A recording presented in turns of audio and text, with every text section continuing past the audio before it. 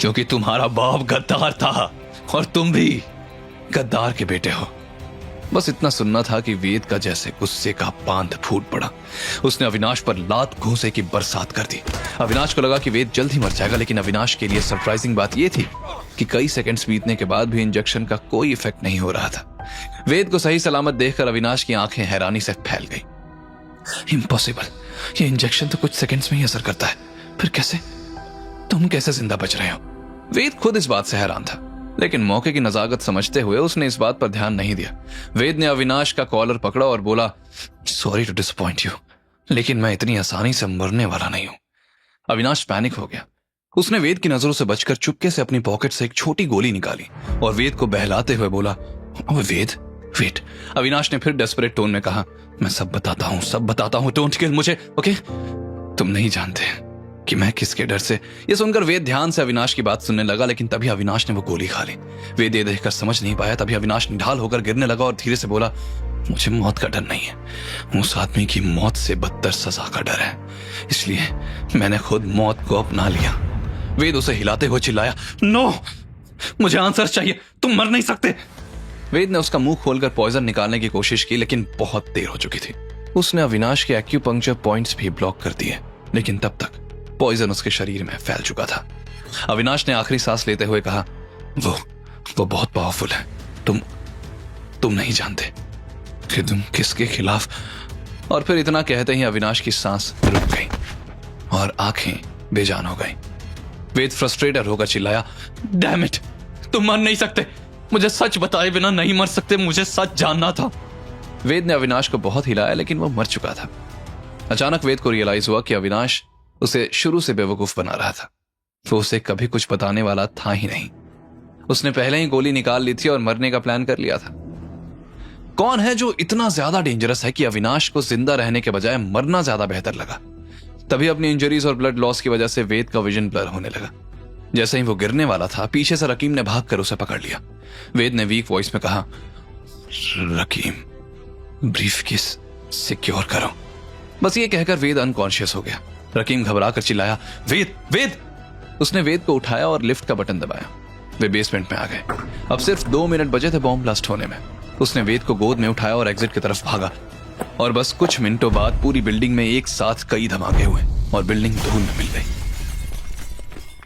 अगली सुबह कियारा ऑफिस के लिए तैयार हो रही थी, तभी उसके फोन की घंटी बजी। अननोन नंबर देखकर कियारा ने हिचकिचाते हुए फोन उठाया। हेलो। फोन की दूसरी तरफ रकीम की आवाज आई, लेकिन उसने अपनी आइडेंटिटी नहीं बताई। मैम, आपको हॉस्पिटल आना होगा, वेद का एक्सीडेंट हुआ है। व्हाट? कियारा के हाथ से फोन गिरते गिरते बचा। कौन हो तुम? कैसा एक्सीडेंट? टाइम नहीं है ma'am, city hospital operation theatre, please जल्दी आइए। फोन कट हो गया। कियारा के हाथ कांप रहे थे। गबीना ने वरीड होकर पूछा, क्या हो गया कियारा? कियारा ने शॉक टोन में कहा, वेद का एक्सीडेंट हुआ है, हमें हॉस्पिटल जाना होगा। वो तुरंत उठकर भागते हुए गाड़ी में बैठ गई और गबीना भी उसके साथ थी।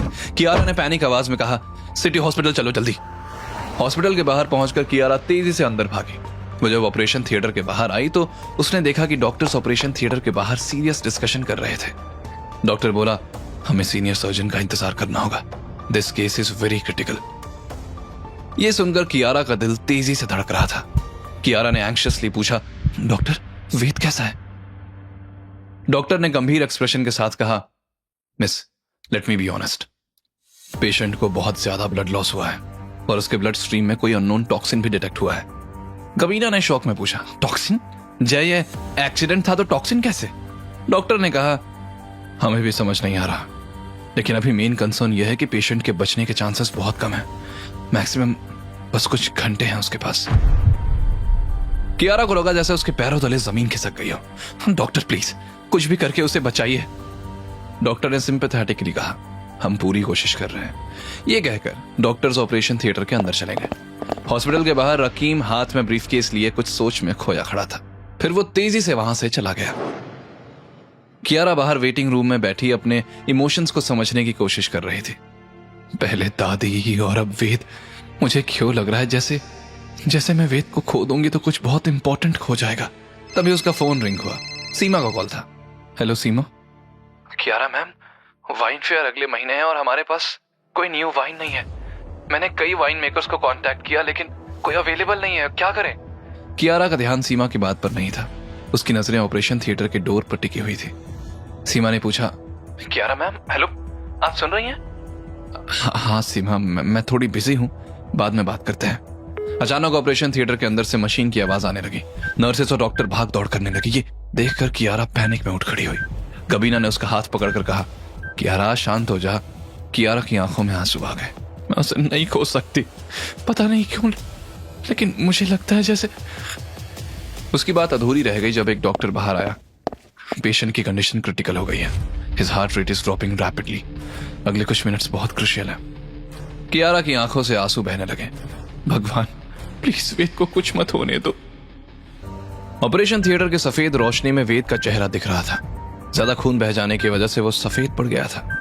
मशीन से तेज बीप की आवाजें सुनाई दे रही थी। हार्ट रेट मॉनिटर पर नंबर तेजी से गिरते जा रहे थे। 60, 50, 40।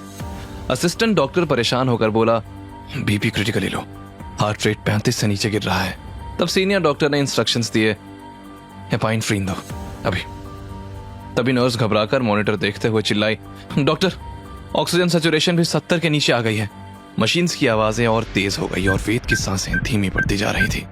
सीनियर डॉक्टर डेस्परेट आवाज में इंस्ट्रक्शंस देते हुए बोला, कम ऑन, डिफिब्रिलेटर रेडी करो, we can't lose him. Hospital के बाहर वेटिंग रूम में कियारा बेचैनी से इधर उधर टहल रही थी। उसके हाथ कांप रहे थे और वो बार बार ऑपरेशन थिएटर के दरवाजे की तरफ देख रही थी। गबीना एक चेयर पर बैठी उसे देख रही थी। गबीना ने कियारा की तरफ देखकर कहा, अरे छोरी बैठ जा, इस तरह खड़े रहने से कुछ को नहीं होगा। नहीं गबीना, मुझसे बैठा नहीं जा रहा, अंदर क्या हो रहा है पता नहीं। उसकी आवाज में घबराहट साफ सुनाई दे रही थी। गबीना उठकर कियारा के पास आई और उसे पकड़कर बिठाते हुए बोली, कियारा तू इस तरह से परेशान हो रही है जैसे क्या गबीना, मैं परेशान क्यों ना हूं? उसकी आंखों में आंसू आ गए। गबीना ने उसका हाथ पकड़ा, कियारा तो इतनी टेंशन में क्यों से, मतलब कहीं वेद तेरे दिल में? कियारा ने तुरंत डिफेंड करते हुए जवाब दिया, गबीना ऐसा कुछ नहीं है जो तुम सोच रही हो। गबीना ने सवालिया नजरों से कियारा की तरफ देखा, तो फिर इतनी चिंता में क्यों से? कियारा एक पल के लिए शांत हो गई। उसने अपनी इमोशंस को समझने की कोशिश की। गबीना, वेद पिछले कई महीनों से मेरी लाइफ का हिस्सा बन गया है। जब भी कोई प्रॉब्लम आई है वो हमेशा मेरी हेल्प करने के लिए आगे आया है। ये तो सच है। जब दादी बीमार थी तो उसने हेल्प की। जब मेरा एक्सीडेंट हुआ था वेद ने मुझे बचाया था। जब सार्थक ने मुझे किडनैप किया था तब उसने ही मुझे बचाया। ऑफिस के प्रॉब्लम्स में भी वो हमेशा साथ खड़ा रहा है। कियारा ने फिर अपने आंसू पोंछते हुए कहा, इसलिए मैं नहीं चाहती कि उसे कुछ हो। समझ गई, तो तू इस कारण से परेशान हो रही। लेकिन गबीना के दिल में शक था। वो समझ रही थी कि चाहे कियारा वेद को एक दोस्त से ज्यादा एक्सेप्ट ना करे, लेकिन कहीं ना कहीं उसके दिल में वेद जगह बना चुका है। आगे की कहानी जानने के लिए देखें अगला एपिसोड सिर्फ पॉकेट एफएम के यूट्यूब चैनल पर, और के फॉर किंग के सारे एपिसोड्स को सुनने के लिए डिस्क्रिप्शन में दी लिंक से डाउनलोड करें पॉकेट एफएम ऐप।